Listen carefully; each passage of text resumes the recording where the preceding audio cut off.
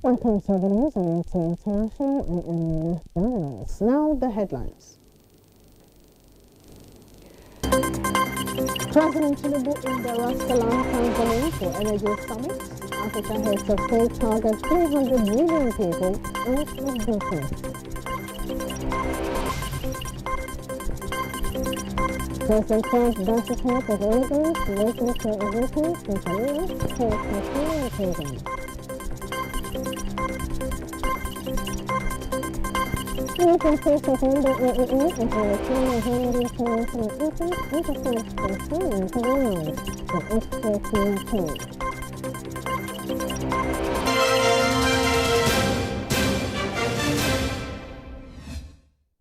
President Bola Tinubu has departed Abuja for Dar es Salaam, Tanzania to participate in the Africa Heads of State Energy Summit 2025.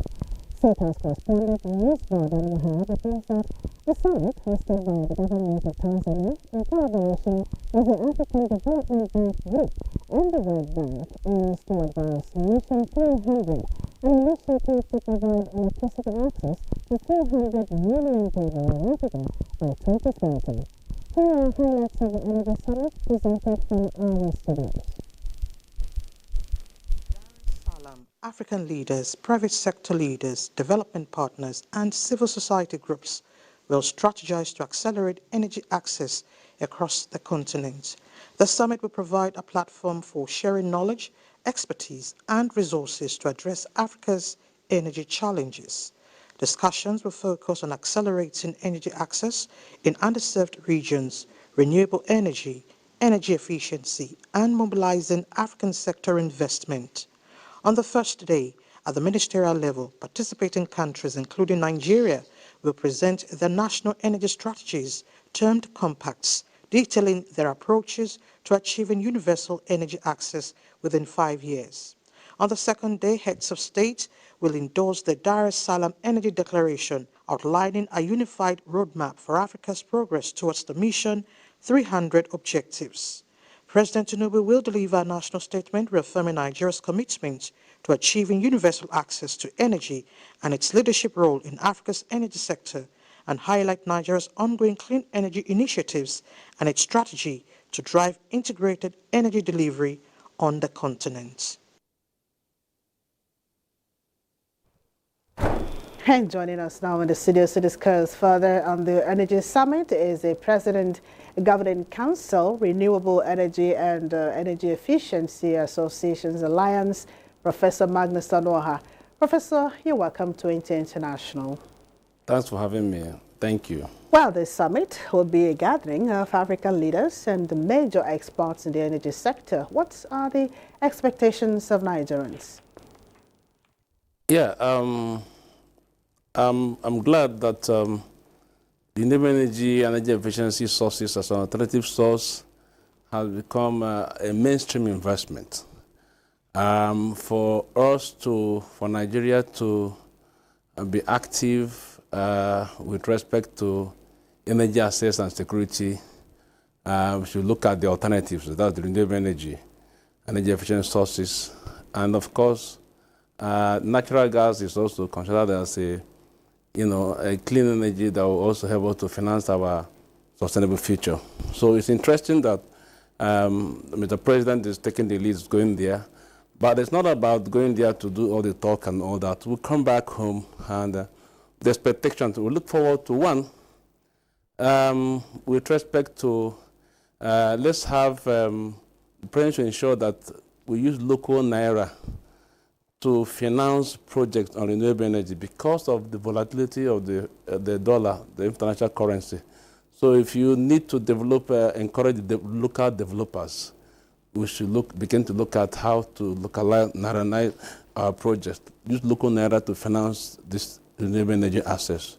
Number two, we should begin to look at the technical assistance, build capacity across the value chain. It's not that when we come back home, we expect Mr. President to, let us be intentional about ensuring that we build capacity, local capacity, in order to have this energy access and security across the value chain of renewable energy in terms of engineering, engineering, credit writing, climate financing, all these opportunities. Nigeria need to have capacity, but with respect to developers and entrepreneurs. Number 3, we will look at payments, payment mechanisms. Payment mechanism to ensure that renewable energy expansion is guaranteed. It's very, very upfront costs have been a challenge. Look at, the developers need to have a mechanism, a payment mechanism that will be risk averse. So, and even with respect to, yes, we have agreed that natural gas can be used to finance our future. Let's have a policy for social acceptance. Social acceptance of natural gas. What I still look at, the people still look at from the dimension that is not, in terms of, that is not that clean. But within the context of, COP26, that was at Glasgow. Natural gas was chosen as a clean energy to finance our sustainable future. So Nigeria has a huge reserve of it. So we have, the opportunities are there right now. Renewable energy efficient sources is a mainstream investment, and until we interrogate those, the risk that we see into it, I think it's a win-win situation for Nigeria. Nigeria must take the lead now. And I'm very, very sure that that Mr. President, when he comes back, will sit down to begin to encourage indigenous developers and entrepreneurs within the space. Let me tell you, we are talking about rural assets. With those 300 million Africans that are supposed to have energy assets, majority of them are in the rural areas. So we are looking at off-grid mechanisms. We're talking about this solar or wind. We're talking about off-grid mechanisms. And I believe that once government is intentional about providing the enablers, the enabling environment for the private sector to come in, energy access and security will be assured, yeah. Okay, Prof. The issue of clean energy is a climate change issue, and one of the present administration's project, by the way. How do you think the president should present this at the global summit to elicit the support of other leaders? See, we are looking at climate change as a monster. When you have a decarbonized technology, we can get our natural gas through the technology that is clean. I sincerely believe that with the emerging technology in the world today, even though, yes, natural gas is not, but it's getting to 80% clean. But within the context of Nigeria, we cannot dispense natural gas. What I'm saying is that we should begin to have a decarbonized technology. At the end of the day, you will you remove the pollution as source.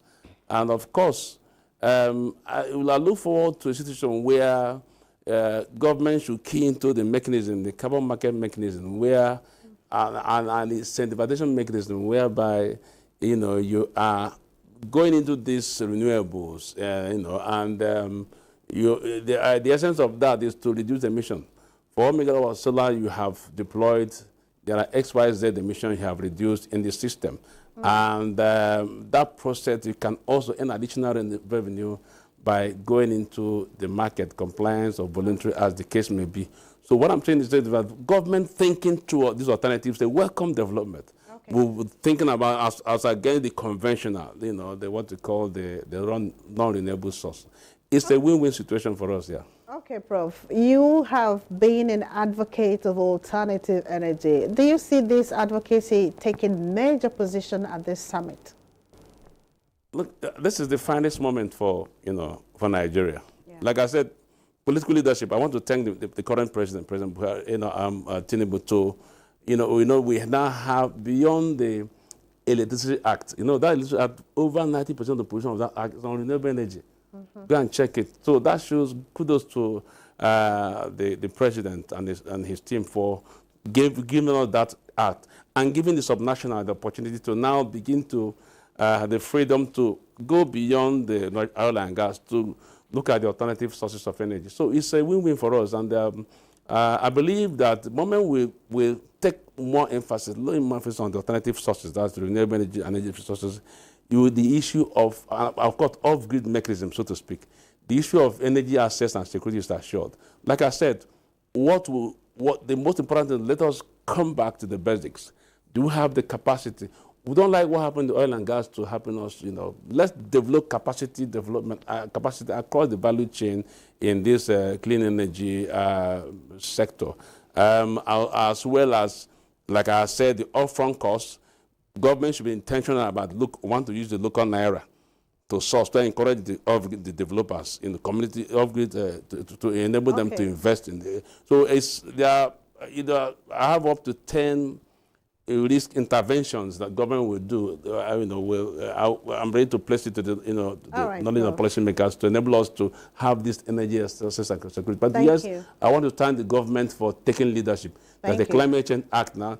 There's the Electricity Act. There's the Energy Transition Plan.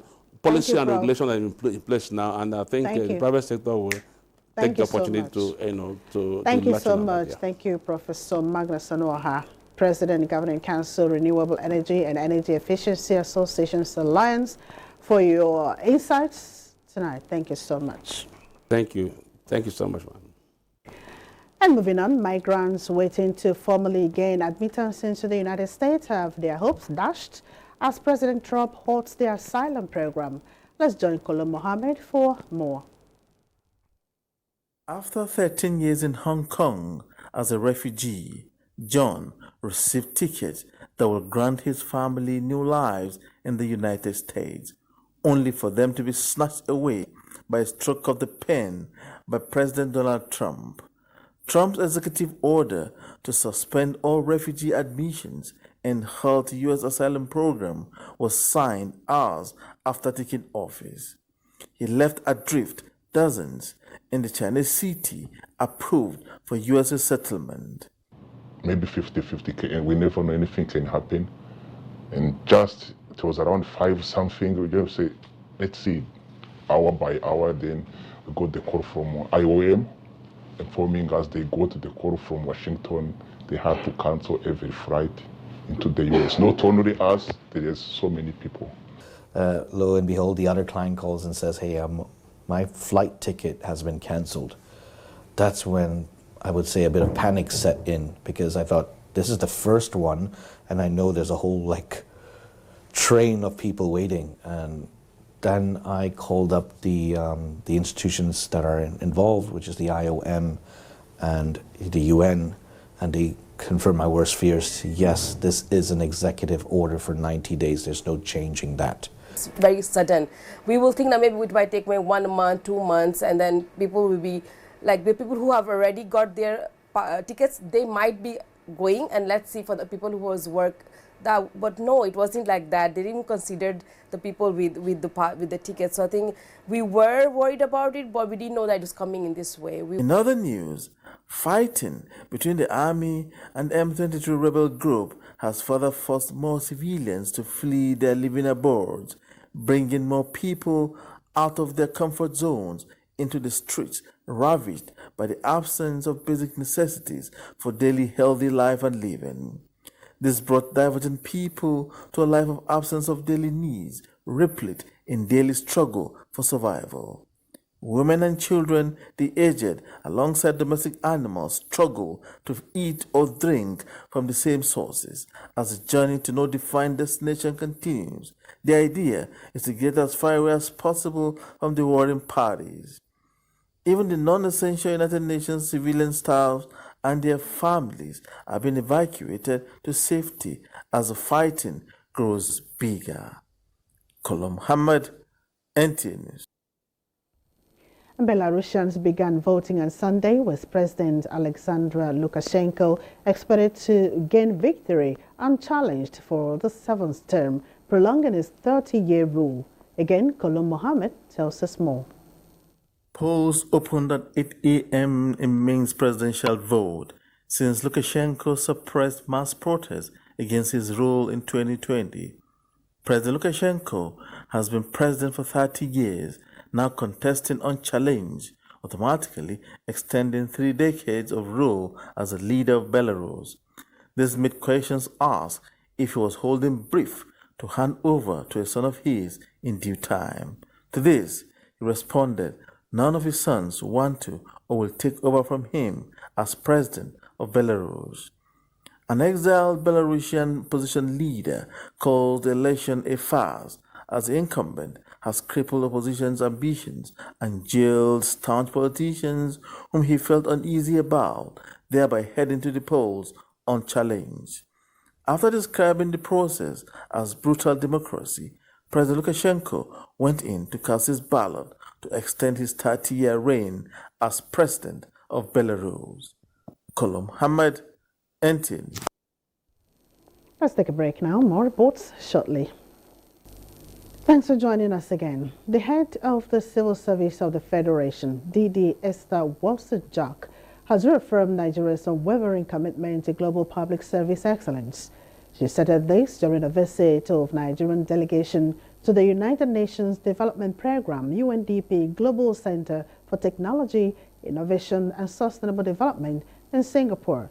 A statement by the Director, Information and Public Relations Office of the head of the Civil Service of the Federation says Walser-Jack highlighted the importance of collaboration in advancing public service development in Nigeria, which underscored the eagerness to learn from Singapore's exemplary civil service, renowned worldwide for its efficiency, transparency and innovation.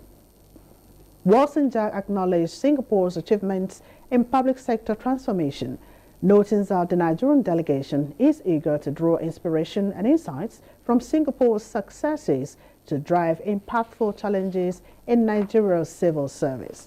She expressed gratitude to the UNDP in Nigeria for organizing the visit, noting that the delegation's visit reflects Nigeria's commitment to implementing reforms and building partnerships to enhance the effectiveness of its public service. President Bola Tinubu condoles with the government and people of Enugu State over the fuel tanker explosion, which resulted in the loss of lives on Saturday.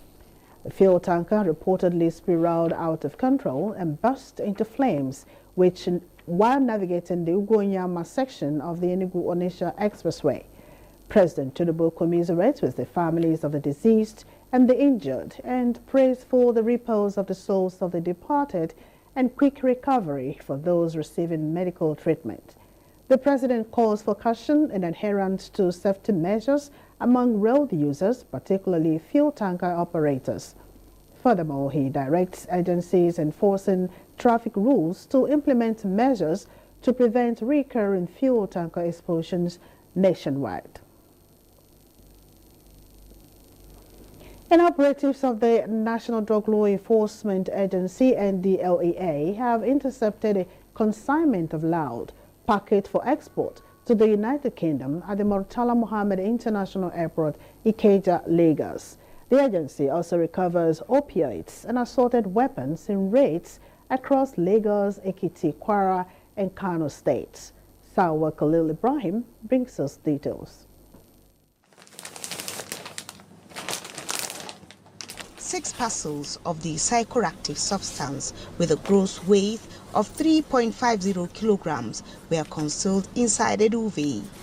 2 suspects linked to the bid to export the consignment to the United Kingdom were promptly arrested following the discovery by NDLEA officers on Tuesday, 21st January 2025. Additionally, 2 suspects were arrested at Ikorodu area of Lagos when NDLEA operatives raided their hideout in the community, where 7 liters of scooches, a new psychoactive substance. Other exhibits seized from the suspects include 3 locally made double-barrel rifles and 1 locally made double-barrel pistol, among other ammunition. In Ekiti, a suspect was arrested by NDLEA officers on Thursday, 23rd January, with 1.950 kilogram Canadian loud, while another suspect was nabbed by operatives on Monday, 20th January, in Kwara State with different assortment of illicit substances. And in Kano, a Nigerian alongside 2 others were arrested by NDLEA operatives at Gidan Tamburawa, Kano. 125 liters of Sokandai, a new psychoactive substance, were recovered from them. In Dawakin Kudu Council area of Kano State, a cannabis plantation was located and destroyed by a team of NDLEA officers who arrested a suspect linked to the farm. In Abuja, Salwa Khalil Ibrahim, NTA News.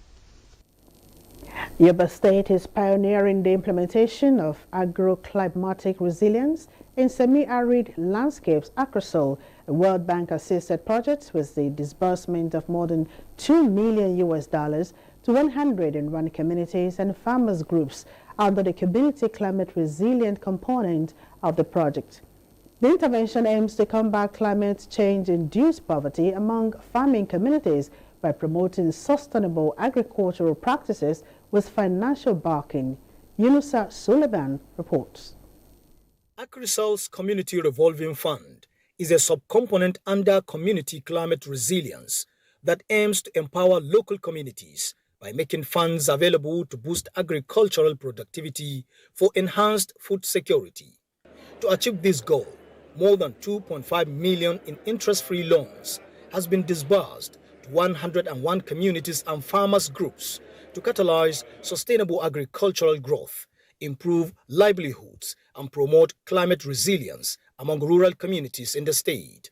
We gratefully appreciate you for this kindly gesture, and I assure you it will be utilized to the fullest. The first tranche of the Community Revolving Fund that the federal government of Nigeria and the 19 northern states and FCT came together to take facility from the World Bank for the purposes of uplifting the poor and the downtrodden was well executed in Yobe.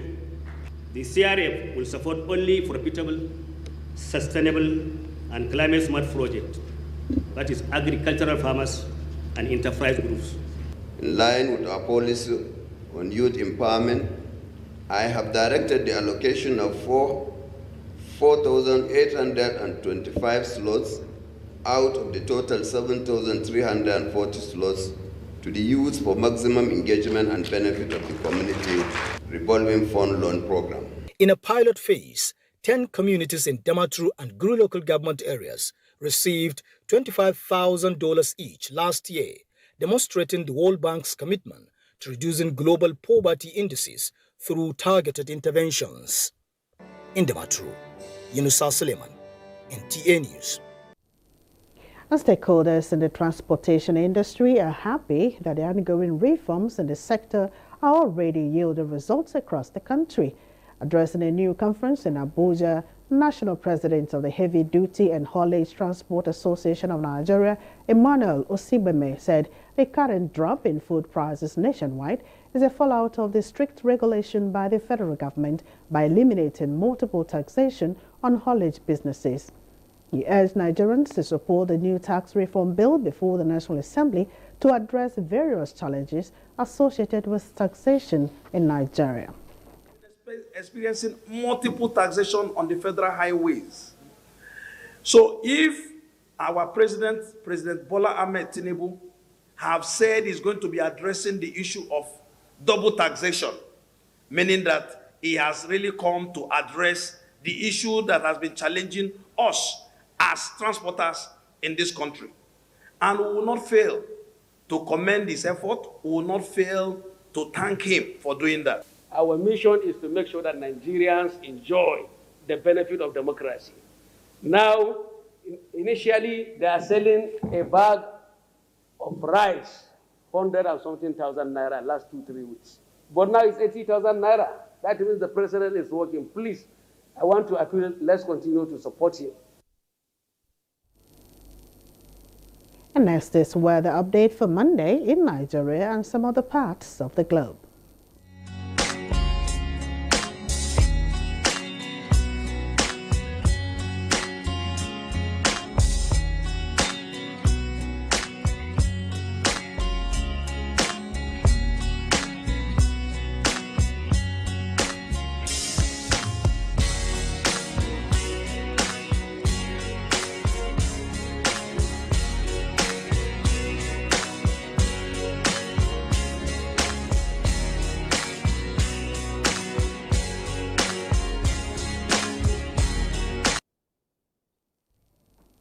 The news ends right here. Thanks for your company. I am Mina Daniels.